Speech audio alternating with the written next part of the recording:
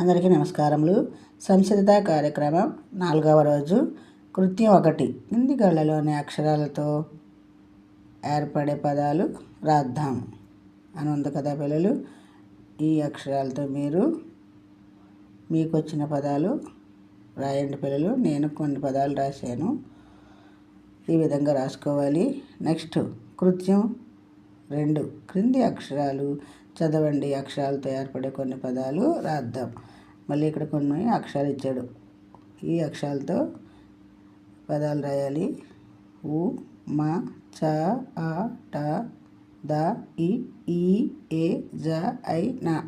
ఈ అక్షరాలతో పదాలు నేను రాసిన పదాలు చదువుతాను చూడండి పిల్లలు. ఊ, ఇలా అలా ఉదాహరణ ఇచ్చాడు.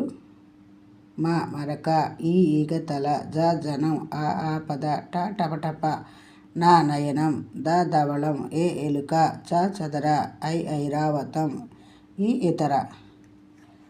కృత్యం 3. కింది పదాలను చదవండి, జతపరిచి రాద్దాం.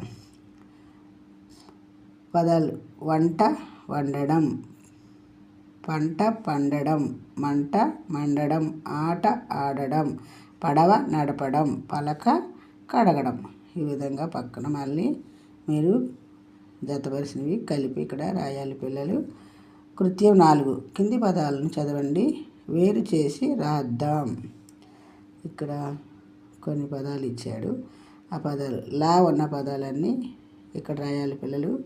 కా ఉన్న పదాలు ఇక్కడ రాయాలి. అలాగే పా ఉన్న పదాలన్నీ ఈ విధంగా గళ్ళలో రాయాలి పిల్లలు.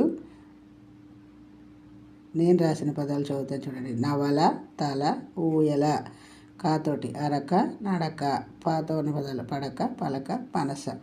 ఈ విధంగా మీరు 4వ రోజు సంసిద్ధ కార్యక్రమం పూర్తి చేయాలి పిల్లలు.